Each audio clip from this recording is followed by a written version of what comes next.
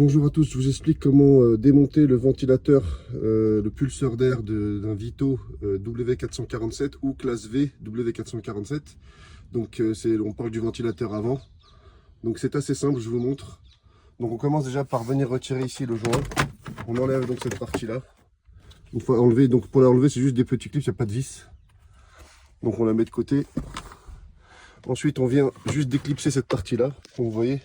Donc tout est un peu démonté parce que j'ai déjà commencé le travail, c'est pour vous expliquer. Donc vous venez déclipser cette partie-là. Une fois ça fait, vous avez deux vis ici. Tiens, viens filmer. Ici, donc ils viennent ici. Une là, une là-bas. Vous les dévissez. Ça vous permettra de faire basculer la boîte à gants. Vous avez deux vis qui se situent ici. Vous voyez, ici et ici. C'est deux petites vis torse. Donc c'est du torse de 20. Donc c'est du torse de 20. Donc ces vis là elles sont comme ça. Et elles sont dans ces trous là. Une là et une là. Une fois ça dévissé, vous le faites tomber. Donc vous l'enlevez si vous voulez plus d'aise. Juste à décrocher la petite vis, vous le mettez de côté. Une fois tout ça enlevé, la boîte à gants, vous avez juste à la bouger un petit peu. Hop, et vous pouvez la basculer, vous voyez. Donc là elle a un point de bascule. Donc je vous conseille, comme moi, de faire basculer avec un petit levier comme ça, le faisceau de LED. Voilà, vous voyez, hop, il vient jusqu'ici.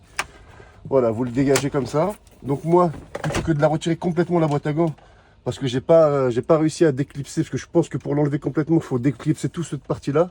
Et je pense que c'est beaucoup de boulot, et que c'est pas nécessaire. Donc moi j'ai pris une sangle. Voilà, comme ça, bah, prenez une sangle, une corde, ce que vous voulez. Vous la faites passer là-haut, ici. Ok, donc vous faites maintenir avec une sangle la boîte à gants en bascule, il n'y a pas besoin de plus. Et du coup, vous avez accès donc à l'intérieur, donc je vous montre, donc au monoventilateur, il est là.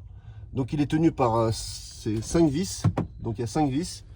Donc il suffit de, si vous avez le nouveau, hop, venez je vous montre, ou l'ancien pour dans mon cas, il est où l'ancien ventilateur, je l'ai mis.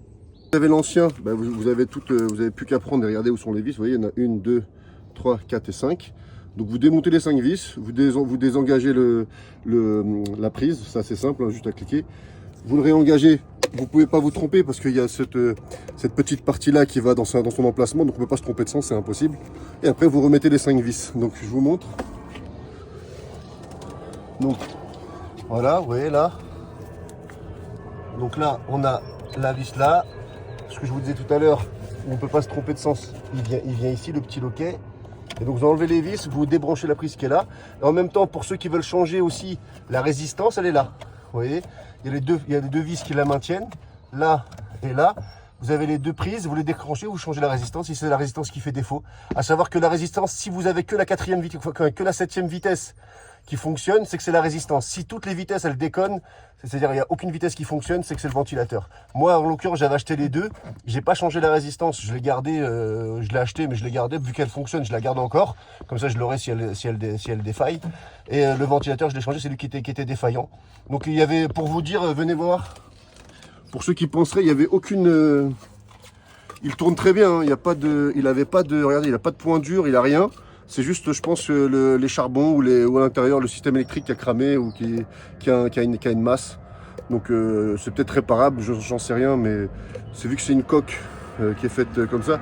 À mon avis, ça doit être réparable, c'est possible, hein, mais je vais regarder ça plus tard. Je vous ferai peut-être une vidéo pour vous montrer si c'est réparable. Donc voilà. Donc une fois que vous avez vissé les 5 vis, bah, vous remettez la boîte à gants en place, vous remettez les 2 vis, vous remettez les caches, c'est fini. Voilà. Bonne journée à vous et bon courage.